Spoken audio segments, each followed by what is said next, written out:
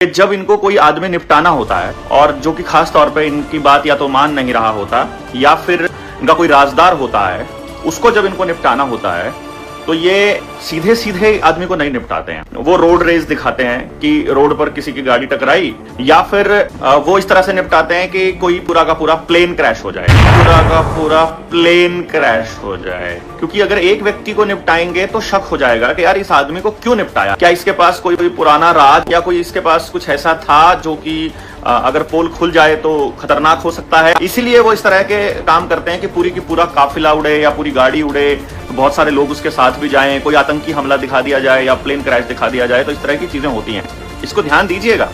2016 से 2021 का जो मुख्यमंत्री है विजय रूपाणी, वो भी इस प्लेन में सफर कर रहे थे, क्योंकि चुनाव 2026 में है और विजय रूपाणी के पास कुछ ऐसे दस्तावेज हो सकते हैं, यानी सारा सिस्टम फेलियर हुआ है, जहाज का पूरा सिस्टम फेलियर हुआ है। हादसे के बाद में खबरें आती हैं तो सबसे पहले तो वहां आसपास में सिक्योरिटी के मेजर्स को ध्यान में रखते हुए सारा का सारा एरिया सील कर दिया जाएगा और किसी की भी आना जाना जो है बंद कर दिया जाएगा। और किसी को यह नहीं बताया जाएगा कि कितने लोग मारे जा चुके हैं। 100 लोग मारे जा चुके हैं। मतलब सबसे पहली खबर आएगी कि किसी के हताहत होने की खबर अभी तक नहीं आई है, कोई पुष्टि अभी नहीं हुई है। फिर बताएंगे कि 15 लोगों के या 12 लोगों के या 5 लोगों के, मतलब थोड़े से आदमियों के मरने की खबरों की पुष्टि हुई है। फिर बताएंगे कि नहीं 50 लोगों की पुष्टि हुई है। फिर 70-80 लोगों के मरने की पुष्टि होगी। फिर 150 लोगों के मरने की पुष्टि होगी।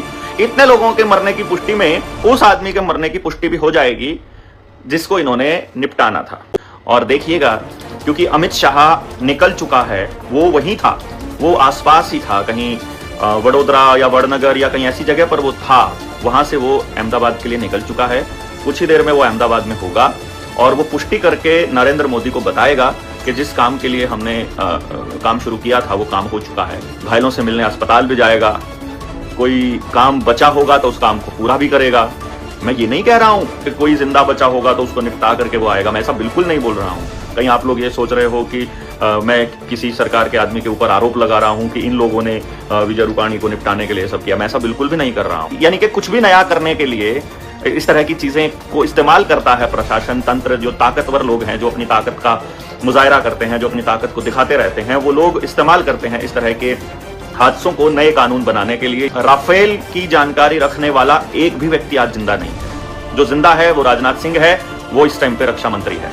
सुषमा स्वराज भी चली गई, पानीकर जी थे जो गोवा के मुख्यमंत्री, उनको भी इसी तरह से, मतलब आप देखिएगा अस्पताल में भर्ती होने के महीने भीतर भी वो सब जो है इस संसार को अलविदा कह गए थे।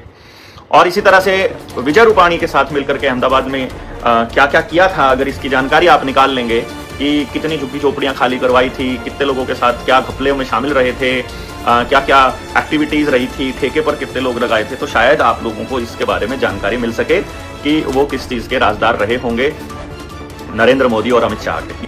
बाकी इन लोगों की हिस्ट्री आप सबको पता है कि ये हर चुनाव से पहले कुछ ना कुछ इस तरह का काम करते हैं।